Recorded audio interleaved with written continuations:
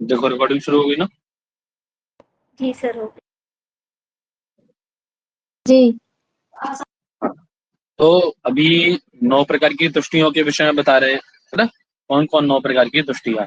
तो क्या कह रहे हैं, बोले आध्यात्मिक्या चतस्रः प्रकृत्युपादान काल भागाख्याः बाह्य विषयो परमत्वा पंच नव तुष्टयो भिमताः। प्रकृति उपादान काल भागाख्याः चतस्रः आध्यात्मिक्य तुष्टयः सन्ति। आध्यात्मिक तुष्टियां कितनी हैं? 4। कौन सी हैं 4 आध्यात्मिक तुष्टियां पंडित जी? कौन कौन है 4? प्रकृति उपादान काल भाग्य। उपादान काल भाग्य से। और भाग। ठीक है, ये 4 कौन है? आपकी आध्यात्मिक तुष्टियां हैं। इतनी बात है ना। जी। प्रकृति उपादान काल भागाख्याः चतस्रः आध्यात्मिक्याः तुष्टयः। पहली लाइन क्लियर हुई? जी जी जी। आई कह रहे हैं विषयोपरमत्वात् पंचबाह्याः तुष्टयः नव अभिमताः इति। और विषयों का उपरम होने के कारण 5 बाह्य है, बाह्य तुष्टियां हैं। अच्छा, विषयों का उपरम मतलब कौन विषयों का उपरम है? संसारी। कौन विषयों का उपरम बेटा?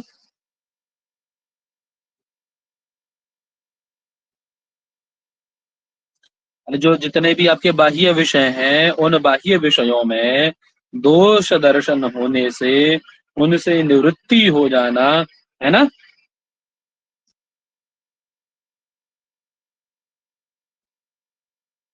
और निवृत्ति जो होती है, उस निवृत्ति के उपरांत जो आपके शब्दादि विषय हैं, है ना, शब्दादि जो विषय हैं, उन शब्दादि विषयों से जो संतुष्टि उत्पन्न होती है मन में, है हृदय में, वही ये आपकी क्या है? विषय। है बेटा? विषय है सर। विषय नहीं, बाह्य तुष्टि। बाह्य तुष्टि, अभी तुष्टि का मतलब क्या है बताओ। अच्छा पहले तो गारिका पढ़ी आपने, बट तुष्टि का मतलब तो जाना ही नहीं। तुष्टि का मतलब क्या है? तो कहते हैं ना आप कि तुष्ट हैं, संतुष्ट हैं आप। जी, संतुष्ट हैं? तुष्ट हैं आप, संतुष्ट हैं, विषय से प्रसन्न हैं। अरे वही संतोष। तुष्टि मतलब संतोष नहीं है? जी जी सर। तो आपकी प्रकृति उपादान काल और भाग्य स्वरूप 4 तो आध्यात्मिक हो गई। प्रकृति स्वरूप, उपादान स्वरूप, काल स्वरूप और भाग्य स्वरूप। लेकिन जो बाह्य विषय हैं, जब बाह्य विषयों का आपकी क्या हो जाता है पंडित जी? उपरम हो जाता है। चलो आगे टीका में दिखाएंगे तो समझ में आओगे।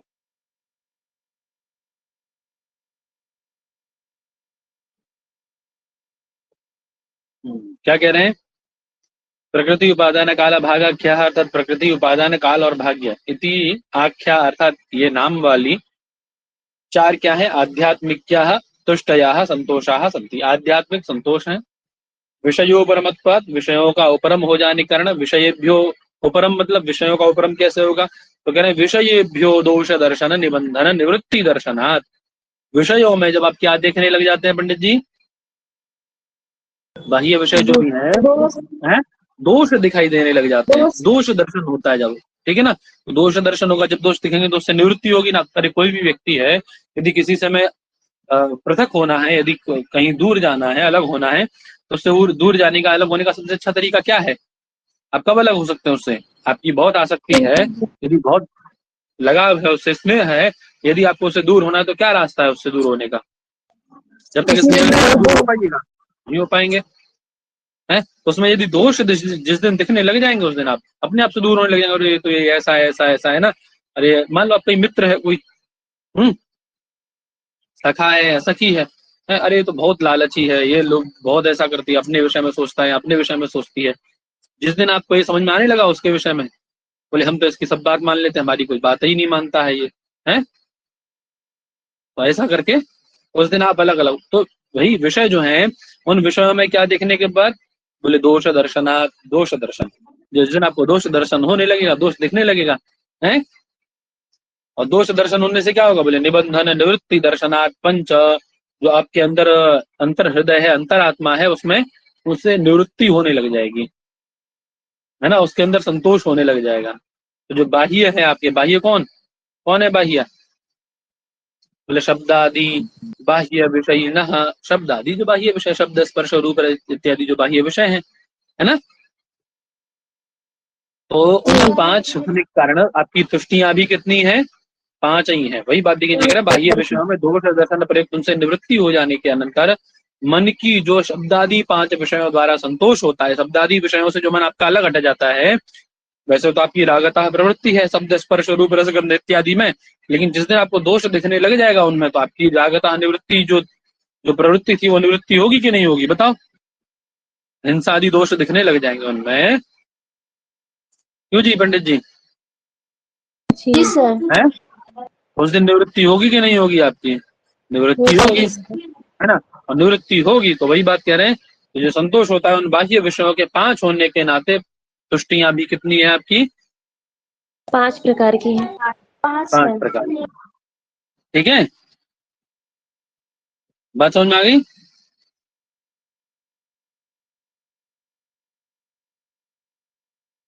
ठीक है बेटा, जी जी सर। मतलब जैसे आपका विषयों से वैराग्य होता है, जैसे वही विषयों से निवृत्ति होती है, उसी प्रकार से आपकी, क्योंकि वो 5 प्रकार से होता है वैराग्य, तो ये आपकी ये भी 5 प्रकार की होती है। तुष्टियां भी कितने प्रकार की होती है, 5 प्रकार की होती है। ठीक है, इस ये जो आपका विषयोपरम शब्द है ना, ये वैराग्य को ही विषयोपरम कहा गया है। वैराग्य का मतलब ही विषयोपरम है ना, विषयों में उपरति हो जाना, अर्थात वैराग्य आ जाना। ठीक है,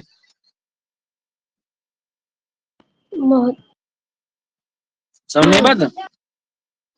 महोदय पूर्व कारिका में तो तुष्टि के 9 प्रकार बताए गए थे, यहाँ पे मतलब 5 बेटा प्रकार। 4 हो तो गए, अरे 4 ये रहे, प्रकृति उपादान काल भाग्य, और 5 ये प्रकार के हो गए, पार अपार सुपार विपार इत्यादि। 5 प्रकार ही हो गए, 4 ये नहीं ना, प्रकृति उपादान काल भाग्य, और आपका एक है पार, है सुपार, 5 ये है ना, नहीं समझ में आया। जी सर, आ गया सर। हो गया महोदय। ये 4 बताए हैं वो, और 5 वो मिले। हाँ 5 ये हो गए, पार अपार, 4 वो आध्यात्मिक अब अलग अलग है ये। ताम्ब और उत्तम। प्रकृति अनुत्तमांभ, उपादान भाग्य। अनुत्तमांभ, ये याद रखना बेटा सब। ठीक है, जी जी महोदय। अनुत्तमांभ, और 5वीं है उत्तमांभ। ठीक है, आप ये बिल्कुल याद रखना, बोले आध्यात्मिक कौन सी है, और ये बाह्य विषयों से होने वाली कौन सी है। ठीक है, क्रमशः याद रखिएगा, दोनों को अलग अलग लिखिएगा, है ना, जैसे यहाँ कारिका में है वैसे अलग अलग लिखिएगा। ठीक है, आध्यात्मिक तो केवल 4 ही है, प्रकृति उपादान काल भाग्य। हाँ, है ना, और बाह्य विषयों से होने वाली पार सुपार बाह्य तुष्टियां, परापार। हाँ ये पार ये 5 है। ठीक है, क्रमशः याद, क्रम का हाँ यही क्रम है यही, ना। क्रम यही सुपार होगा। है पहले कि पार है पहले? है बेटा, पहले सुपार है कि पहले पार है? पार सुपार, अच्छा, मेरी पुस्तक में पहले सुपार दिया हुआ है। हाँ पार सुपार है।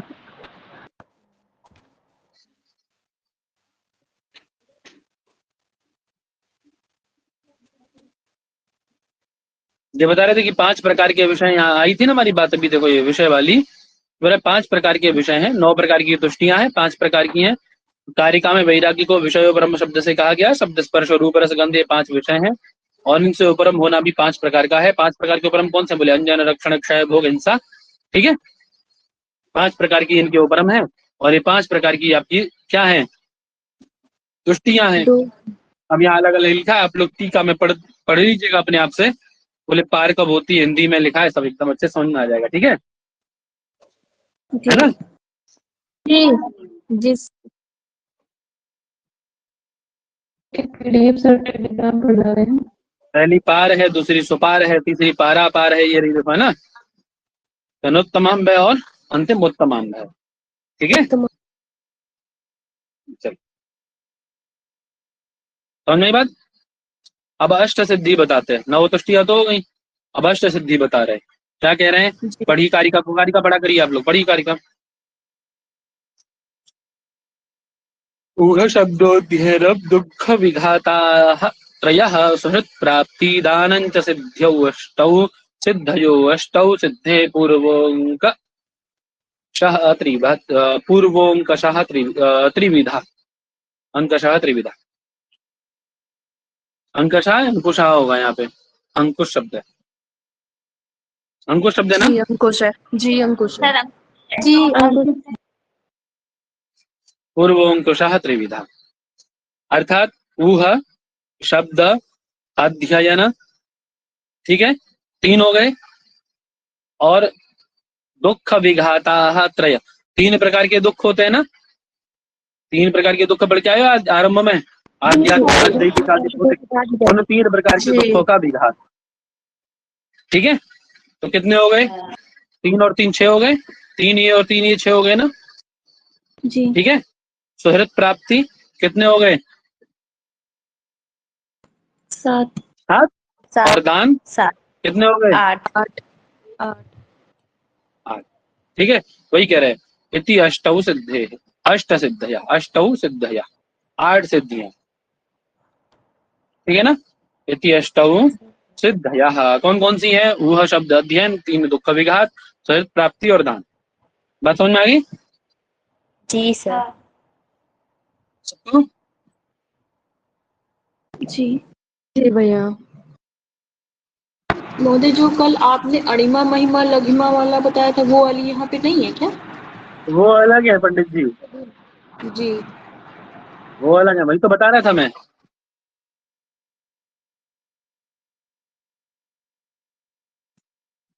ठीक है, वो अलग विषय, ये अलग है, ध्यान रखिएगा। सर बुक की पीडीएफ डाल दीजिएगा टेलीग्राम पर, कौन सी ये सांख्य कार्य वाली। पढ़ी है बेटा, बहुत पुरानी पढ़ी है, पहले की पढ़ी है, शुरू किया था पढ़ाना तभी से पढ़ी है, तो डाल जी देंगे ठीक दोबारा। है। चलिए, अब कह रहे हैं पूर्वोंकुशः त्रिविधा। अब इनमें जो तीन है, कौन तीन, कौन तीन प्रकार के जो दुख विघात है बेटा, पूर्व कितनी तीन कौन, दुख त्रय, अभी आध्यात्मिक आदि भौतिक आदि दैविक। है दुख त्रय महोदय, जो 3 दुखों के अभिघात। नहीं जी पंडित जी, सुनिए तब, ऊह सुना करो बेटा।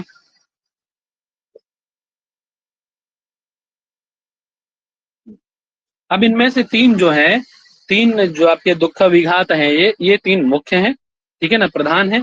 आई कह रहे हैं, और बोले पूर्वो अंकुशः त्रिविधः। अब किसके अंकुश है, किसके प्रति अंकुश है, कौन अंकुश है, क्या है ये, तो देखिए आगे टीका देखेंगे तो समझ में। सामान्य कारिका से समझ जाता है, लेकिन जब विशेष आप अर्थ करते हैं तो कारिका की आपको व्याख्या की आवश्यकता थोड़ी सी पड़ जाती है कभी कभी, नहीं तो मन माना अर्थ होने लगेगा फिर उससे। समझे? चलो, यहाँ तक तो इन्होंने ये दान इत्यादि तक उन्होंने 8 वो बताई, ठीक है ना।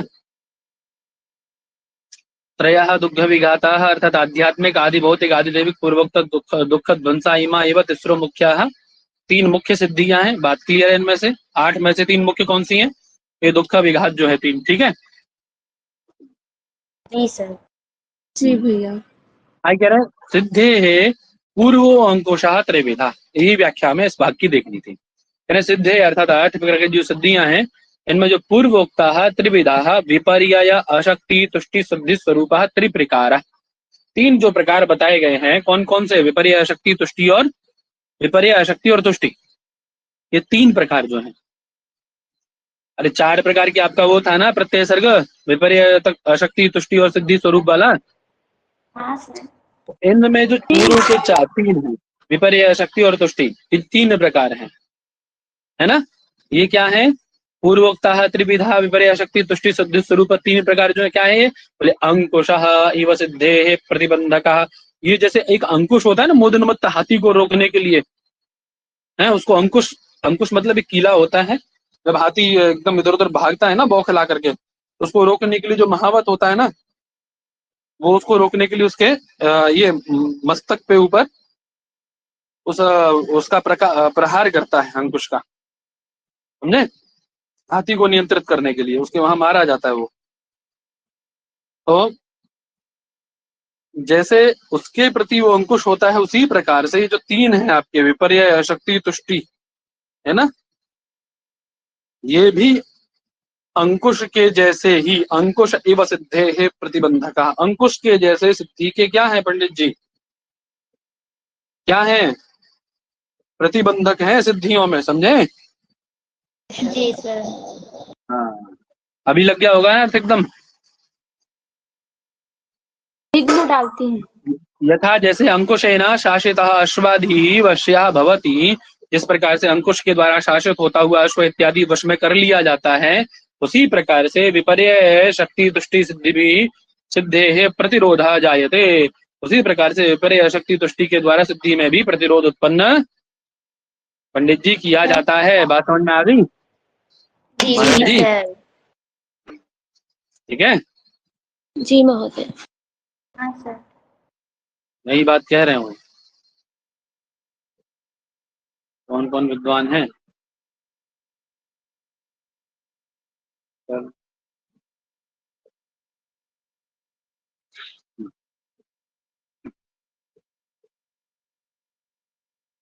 चले आगे, कारिका होगी पूरी, समझ में आई अच्छे से। जी जी सर।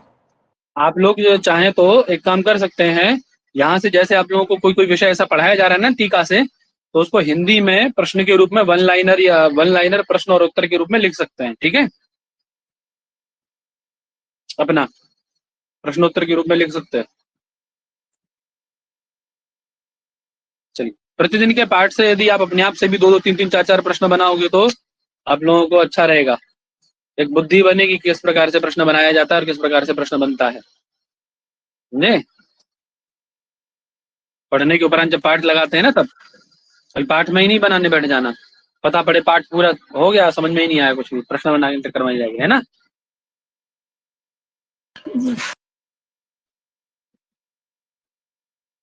अब कह रहे हैं आपने कारिका पढ़ी थी पंडित जी पीछे, ये जो सृष्टि है ये सारी पुरुषाप वर्ग भोग के लिए है, ये किसके लिए है, इसका प्रयोजन क्या है, पुरुष के भोग के लिए, अपवर्ग के लिए है, पुरुष को भोग के लिए।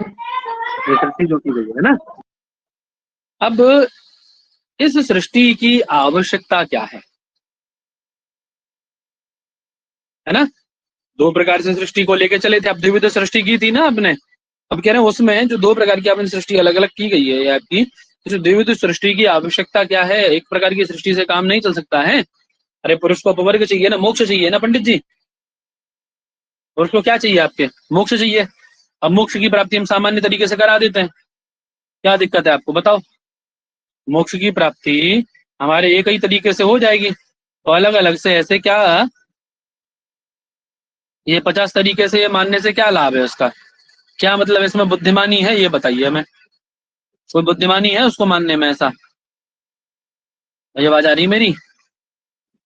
आ रही अरे है तो महोदय। पर क्या है पंडित जी, अभिमानक नाम अहंकार से 2 प्रकार की सृष्टि होती है ना आपकी, द्विविध जी सर्ग होता है ना, अभिमानो अहंकार तस्मात् द्विविधा सर्गा प्रवर्तते, जी, सात्विक और नहीं होता तामसिक है, सृष्टि।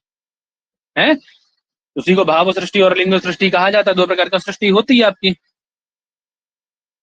जी तो उस 2 प्रकार की सृष्टि की आवश्यकता है क्या, ये बताइए हमें, एक सृष्टि से क्या कार्य नहीं चल सकता, तो उसका प्रश्न का उत्तर देने के लिए वो आगे कारिका को पढ़ा जाए। क्या कह रहे हैं, न बिना भावैः लिंगम न बिना लिंगे न भाव निवृत्ति, लिंगाख्यो भावाख्य तस्मात् द्विविधा प्रवर्तते सर्गः।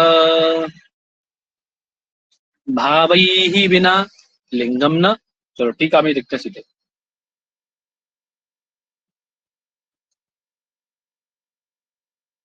क्या कह रहे हैं? भावैः विना लिंगम न भवति। अर्थात दो सृष्टि है ना, भाव सृष्टि और लिंग सृष्टि। जी। अरे भाव सृष्टि कौन सी है? भाव का मतलब क्या है यहाँ पे? भाई आपके धर्म अधर्म 8 प्रकार के जो भाव पदार्थ हैं वो। और लिंग सृष्टि कौन सी है? लिंग सृष्टि कौन सी है आपकी? है? अरे त्रयोदश कर्ण वाली जो है, 13 कर्ण वाली। जी। ये तो आया। उसी की चर्चा भी पीछे कल परसों कर रहे थे हम लोग, काफी विवाद हुआ था। बोले क्या जरूरत है इसकी? बोले यथा आश्रय बिना स्थानु यथा छाया, ऐसा करके आया था ना एक कारिका, वो भी पढ़ी गई थी उसी के लिए। तो सूक्ष्म शरीर बस महोदय, सूक्ष्म शरीर, पढ़ी गई थी लिंग ना उसी शरीर। की कारिका। जी। जी सर पढ़ी। हम्म। बोले उसी 18 प्रकार से वाली। जो लिंग है निराश्रित नहीं रह सकता, या आश्रित ही रहता है। तो उसी प्रकार से यहाँ पे भी वही बात की जा रही, भी कह रहे हैं भावैः विना लिंगम न भवति। बिना भाव के, अर्थात बिना ये धर्म अधर्म इत्यादि 8 प्रकार के जो भाव हैं, इनके बिना आपका लिंग सर्ग जो है वो संभव नहीं है पंडित जी। बोले तो फिर लिंग के बिना भाव वो संभव होगा क्या? भाव के बिना लिंग संभव नहीं है, तो लिंग के बिना भाव संभव होगा? तो उससे काम चला लो। बोले नहीं, आगे सुनिए अभी क्या। लिंगे न बिना न भाव निवृत्ति, और बिना लिंग के द्वारा, यानी जो तन्मात्राओं से उत्पन्न जो सर्ग है वो सृष्टि के बिना, तन्मात्रा सर्ग को लिंग सर्ग कहा, याद रखिएगा ना। उसके बिना न भाव निवृत्ति, अर्थात ये भाव पदार्थ जो है इनकी उत्पत्ति भी संभव नहीं है। जब तक आपका तन्मात्रा सर्ग नहीं होगा तब तक ये कैसे उत्पन्न हो सकते हैं? पॉसिबल है क्या? नहीं पॉसिबल है। तस्मात, इस कारण से, तस्मात कारणात भावाख्य लिंगाख्य द्विविधा सर्ग प्रवर्तते। इसीलिए 2 प्रकार से हमारे यहाँ सर्ग चलता है ना। 2 प्रकार से सर्ग चलता है। कितने प्रकार से चलता है? 2 प्रकार से। 2 प्रकार से सर्ग चलता है ना। एक भावाख्य सर्ग और दूसरा लिंगाख्य लिंग सर्ग। भावाख्य सर्ग मतलब बुद्धि सर्ग है ना, बुद्धि का सर्ग। लिंगाख्य सर्ग मतलब तन्मात्राओं से, आपकी जो तन्मात्राएं तन्मात्राओं से सृष्टि भी होती है ना। ठीक है, 2 प्रकार की सृष्टि हमारी चलती है। बात क्लियर है? अब याद रखिएगा, सांख्य सृष्टि मानता है 2 प्रकार की। कौन सी सृष्टियां मानता है? 2 प्रकार की, लिंगाख्य सर्ग और भावाख्य सर्ग। लिंगाख्य सर्ग का मतलब क्या है? और तन्मात्राओं से उत्पन्न सर्ग, शब्दादि तन्मात्राओं से उत्पन्न सर्ग को लिंगाख्य सर्ग कहते हैं। और बुद्धि सर्ग, जिसमें आपके धर्माधर्म इत्यादि आते हैं, उसको हम लोग भावाख्य सर्ग कहते हैं। ठीक है, सर लिंग सर्ग में 18 है भैया?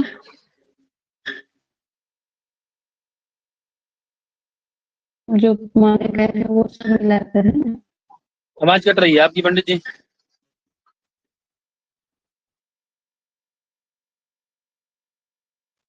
सर लिंग समझ आया सर्ग सबको? में केवल 5 तन्मात्राएं है कि जी सर।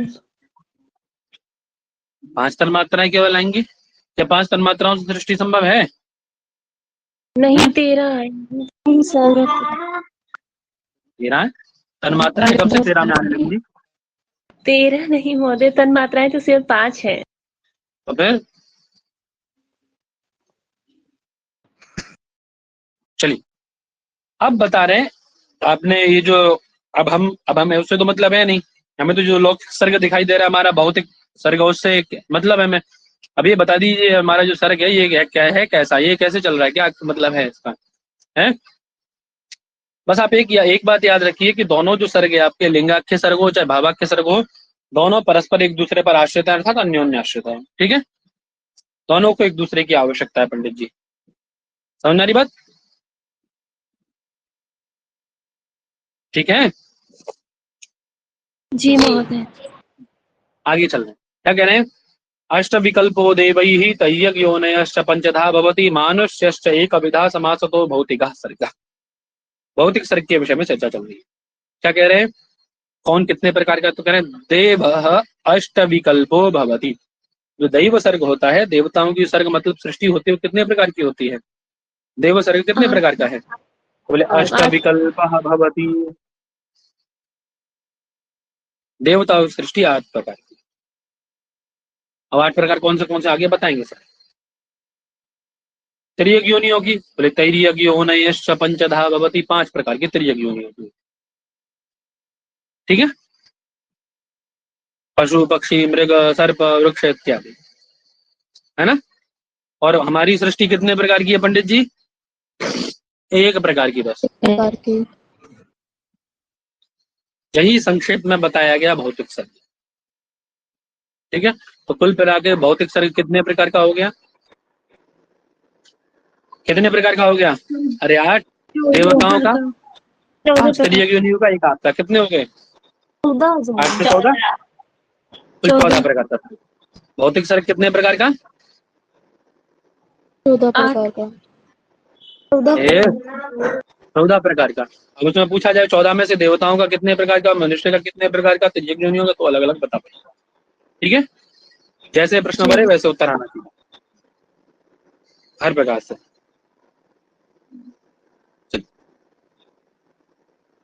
वही कह रहे हैं, देवानाम, जो देव सर्ग है, देवता नाम सृष्टि, अष्टविकल्प अष्टविधा भवति, यथा जैसे ब्रह्म प्रजापत्य इंद्र पैत्र गंधर्व यक्ष राक्षस पैशाच इत्यादि। त्रियज्ञ योनि, त्रियज्ञ जातीय जो है उनका सर्ग 5 प्रकार का है, पशु पक्षी मृग सर्प वृक्ष आदि। मनुष्यों का एक ही प्रकार का है ना।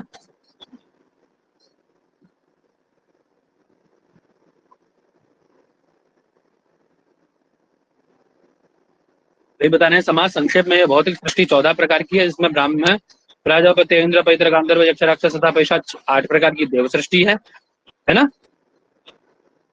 ठीक है जी जी भैया।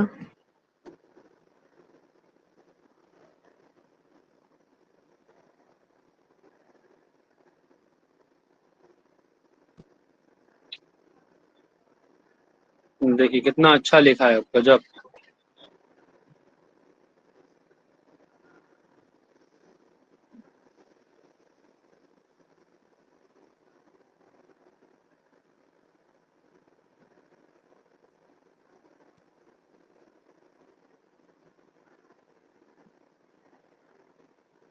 सात वितल लोगों को छोड़कर अतल सुतल वितल तलातल रसातल आदि 6 लोकों में राक्षस लोग निवास करते हैं। 8 लोक और वितल लोकों में, कोई किसी का माइक अनम्यूट है पंडित जी, म्यूट कर लो।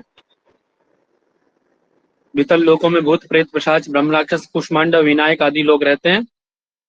और पशु पक्षी मृग सर्प वृक्ष इत्यादि त्रियक जातीय सृष्टि 5 प्रकार की है, और 1 प्रकार की मानव से सृष्टि। कितना अच्छा बताया। अब बता रहे हैं 14 प्रकार की जो भौतिक सृष्टि है, इसका संक्षेप में 3 भागों में इसको बांटा गया है, ऊर्ध्व मध्य और अधोलोक में, है ना। ऊर्ध्वलोक में कौन, ऊर्ध्वलोक में किसकी प्रधानता है, मध्यलोक में किसकी और अधोलोक में किसकी है, ठीक है। तो कहना है ऊर्ध्वम सत्व विशाल तमो विशाल मूलतः सर्गा मध्य रजो विशाल ब्रह्मादि स्तंभ पर्यंता। ऊर्ध्वलोक जो है आपके किससे प्रधान, किसकी प्रधानता ऊर्ध्वलोक में अधिक होती है, किस गुण की प्रधानता होती है पंडित जी? बोले ऊर्ध्वम सर्गा सत्व विशाल।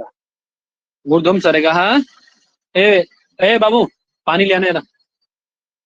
ऊर्ध्वम सत्व विशाल, ठीक है। ऊर्ध्वलोक कैसे होते हैं? अरे भूलोक भुवलोक स्वरलोक महरलोक जनोलोक तपोलोक इत्यादि ले जाए, इनमें सत्व गुण की प्रधानता होती है, ठीक है।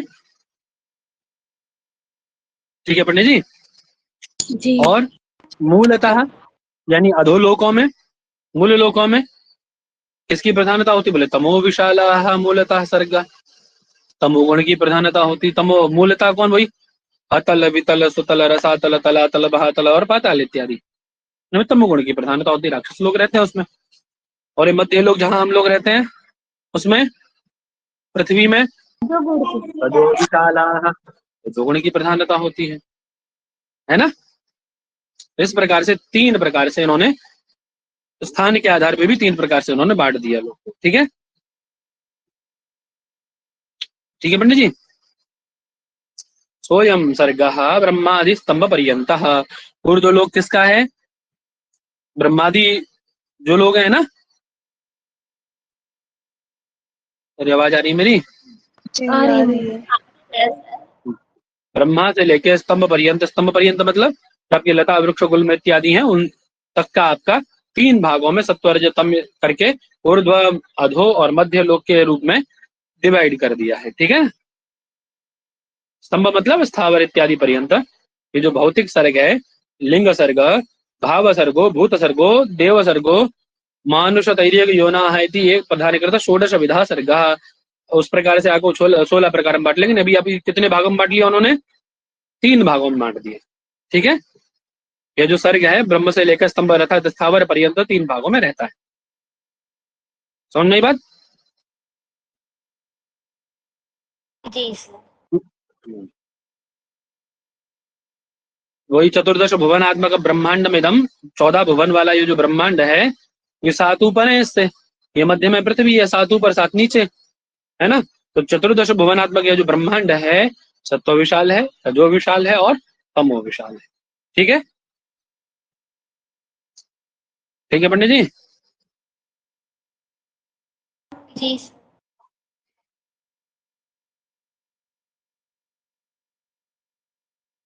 अब ये सारी सृष्टि है कैसी पंडित जी? है सृष्टि है कैसी, ये बतलाया जाए। क्या है सृष्टि में? अगर तत्र जरा मरण कृतम दुखम प्राप्नोति चेतनः पुरुषः लिंगस्य विनिवृत्तेः तस्मात् दुखम स्वभावेन। ये सृष्टि कैसी है? कैसी है सृष्टि पंडित जी? है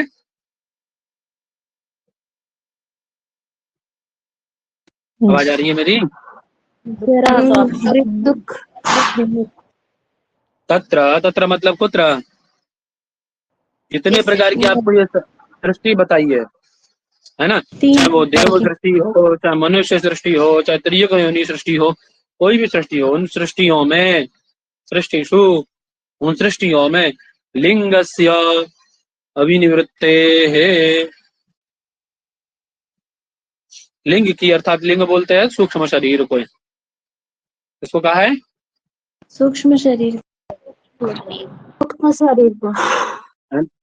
क्योंकि इसमें सूक्ष्म शरीर की क्या नहीं होती? लिंगस्य अविनिवृत्ते, विनिवृत्ति निवृत्ति नहीं होती, अर्थात निवृत्ति का, निवृत्ते है अभाव, निवृत्ति का अभाव रहता है।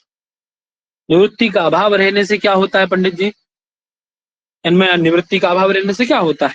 तो कह रहे चेतनः पुरुषः, जो चेतन पुरुष है, जो अंदर आपके बैठा हुआ चेतन पुरुष है, वो क्या प्राप्त करता है? कह रहे जरा मरण कृतम दुखम प्राप्नोति, जन्म और मृत्यु से उत्पन्न जो दुख है उसको प्राप्त करता है। किसको प्राप्त करता है? जन्म मरण की जन्म मृत्यु से मृत्यु से उत्पन्न के दुख। यही होता है। क्या देवताओं के साथ ऐसा नहीं होता? उनके साथ भी ऐसा होता है पंडित जी। हमें आपको लगता है कि वो अमर है? अरे कभी तो नाश होता होगा उनका भी, उनकी भी सृष्टि चलती है ना अलग। आप लोग पढ़ते हैं स्मृति इत्यादि में, देखा होगा ना। मान लो हमारे यहाँ साल 365 दिन का होता है, उनका एक दिन होता है 365 दिन का। उनके यहाँ 365 साल बाद भी तो कुछ होता ही होगा ना, उनकी भी तो कुछ एज होगी ना, वो भी जी तो कभी सर। जाते होंगे ना।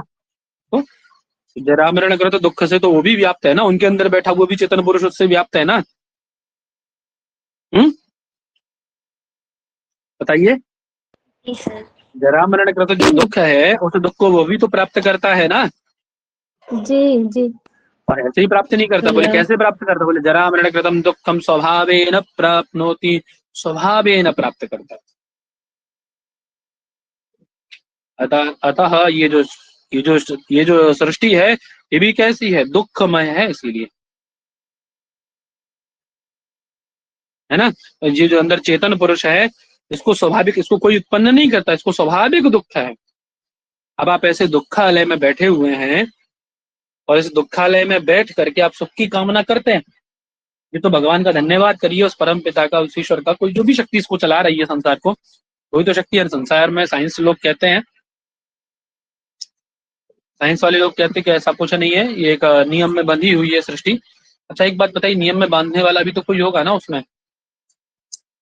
सर। है, इस नियम में बांधने वाला भी तो कोई होगा ना।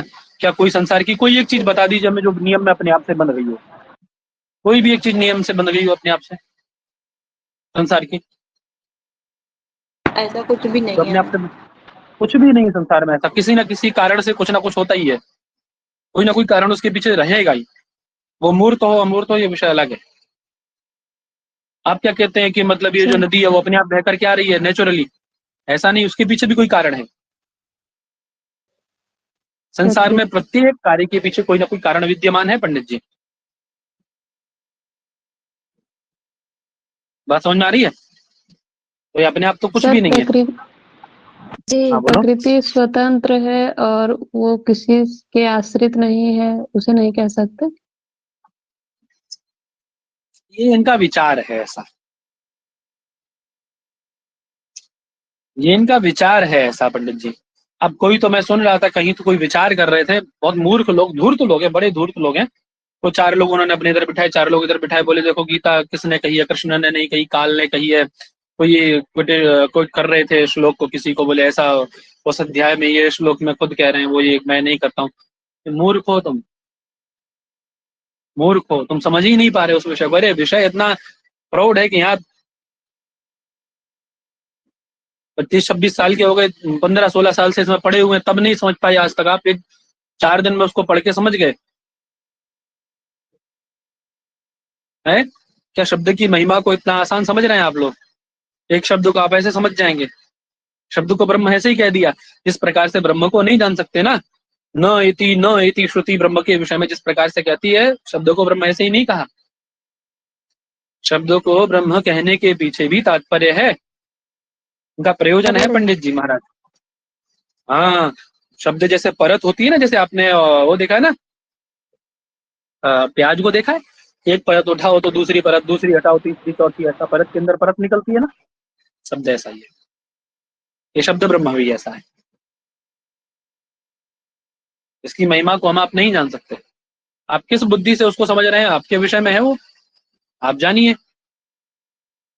मैं फिर कह रहा हूँ, आप देखिए पाणिनीय व्याकरण आपने पढ़ा, 4000 सूत्र हैं उसमें, और 4000 सूत्रों कितना बताया उन्होंने केवल?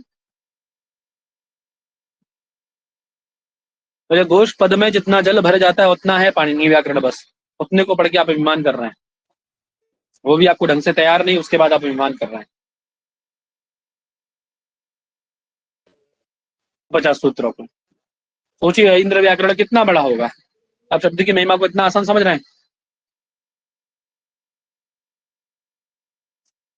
1000 दिव्य वर्ष सहस्र पाठ चला था इस शब्द का, प्रतिपद पाठ हुआ था, बृहस्पति बोल रहे थे, इंद्र सुन रहे थे, अंत प्राप्त नहीं हुआ उसका। तो शब्द को इतना आसान समझ रहे हैं आप, और वो धूर्त लोग 2 साल में उसको समझ लेना चाहते हैं, 4 महीने में समझ लेना चाहते हैं।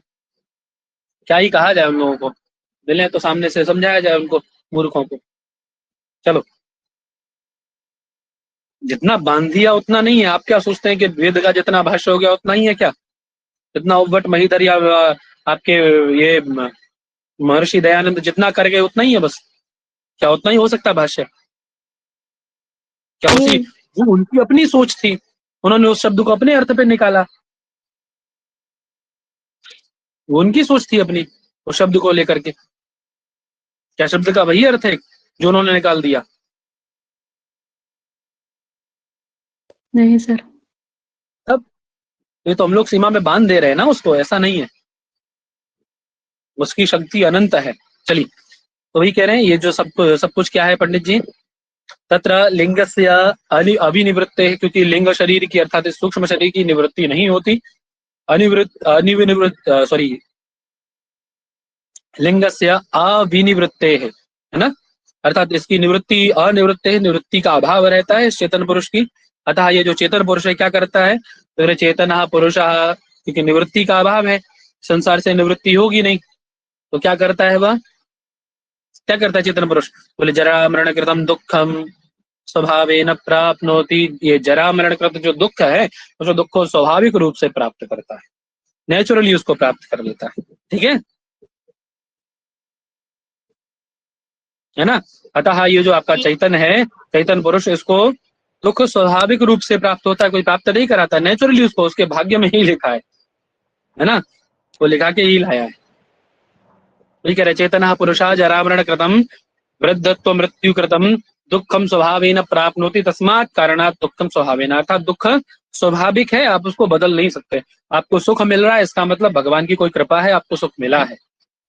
वास्तव में तो ये शरीर किसके लिए है?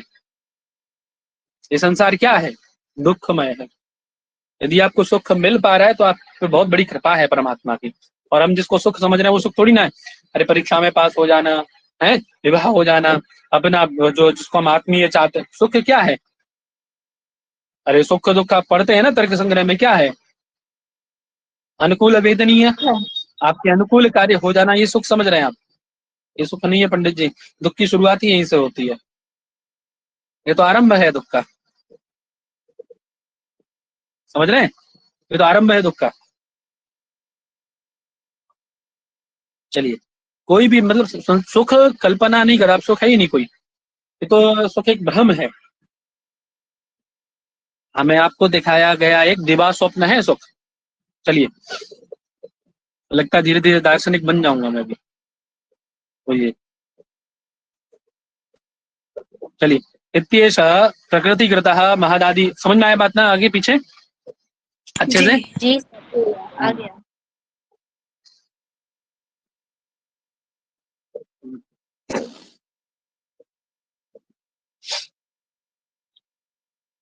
क्या कह रहे हैं?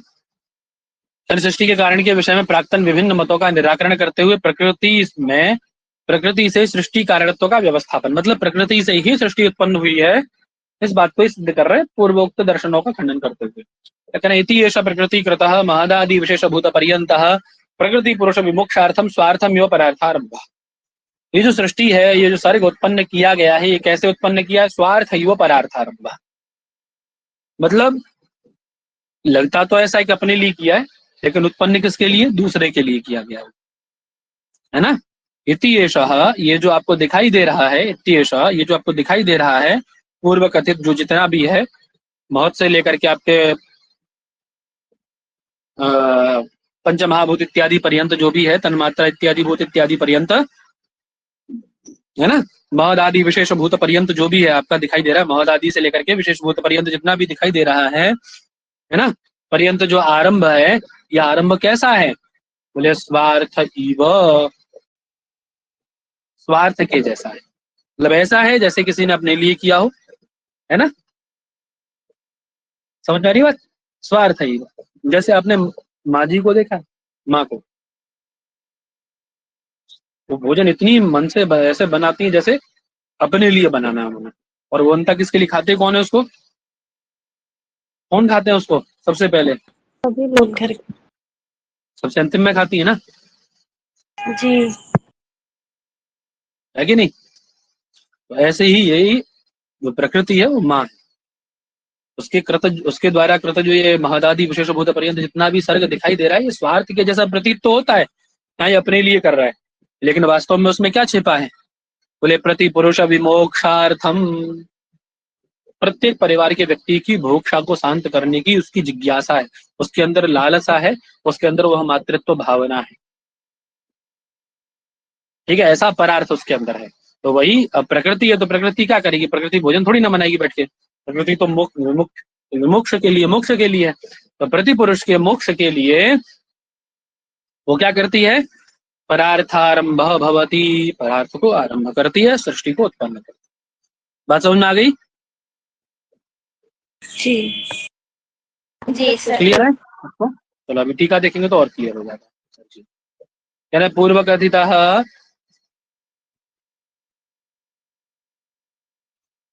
इत्येषा, अर्थात पूर्व कथिता महदादि विशेष भूत पर्यंत, महत्त्व से लेकर के भूत पर्यंत जो आरंभ लिंग सर्ग है आपका, प्रकृति पुरुषम विहाय, मतलब प्रकृति पुरुष को छोड़कर के जो 23 तत्वात्मक सर्ग है वह प्रकृति के द्वारा कृत है, ठीक है ना।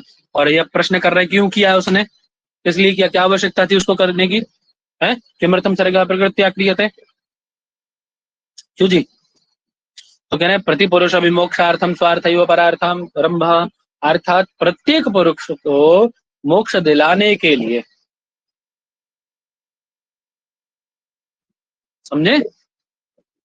ठीक है, सर्वान पुरुषान मोचयितुम प्रवृत्ता प्रकृति यम पुरुषम मोचयति तम पुरुषम पुनः न प्रवर्तते, है ना,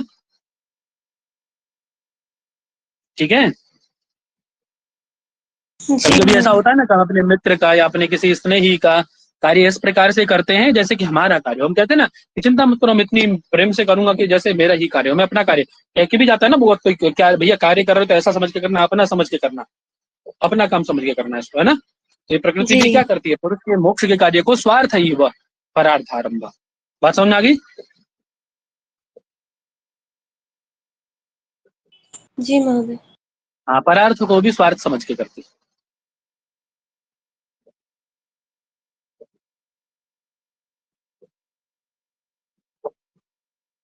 बोले प्रवृत्त कैसे होगी? कोई प्रवृत्त करता है क्या इसको? जैसे भी अभी प्रश्न किया एक बहन ने, किसी ने कहा कि भैया कोई तो है नहीं, प्रकृति तो नेचुरली अपने आप प्रवृत्त होती है। तो उसी बात को पुष्ट कर रहे हैं, तो प्रकृति को कोई प्रवृत्त करने वाला नहीं। आप सोच रहे हैं कि कोई ईश्वर इत्यादि है कोई सहायक होगा, तो ऐसा नहीं है। इस प्रकृति को कराने वाला कोई नहीं है। बोले फिर कैसे प्रवृत्त हो जाती है? अपने आप से कोई चीज कैसे प्रवृत्त हो सकती है? मैंने कहा था ना कि अपने आप से कैसे कोई चीज प्रवृत्त हो सकती है? अपने आप से तो कोई चीज प्रवृत्त होगी नहीं। तो बता रहे, कह रहे वत्स, अब इनसे प्रश्न करते तो बताते। चलो पहले समझ लो ये क्या कहना चाह रहे हैं। पहले वत्स विवृद्धि निमित्तम क्षीरम यथा प्रवृत्ति यज्ञस्या पुरुष विमोक्ष निमित्तम तथा प्रवृत्ति प्रधान। बोले जैसे एक गाय ने एक बछड़े को जन्म दिया, ठीक है? गाय पाले हैं आप लोग? गाय देखे हैं? जी सर। जी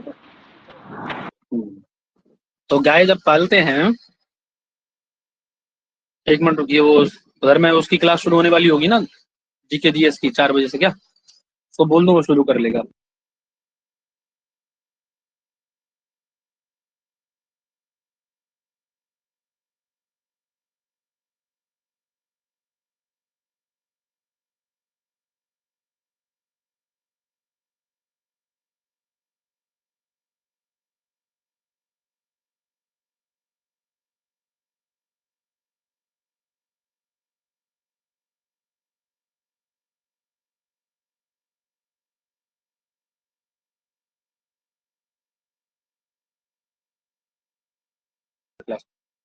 हेलो, आवाज आ रही है जी?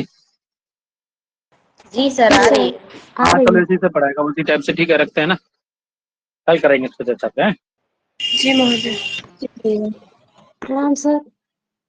प्रणाम महोदय।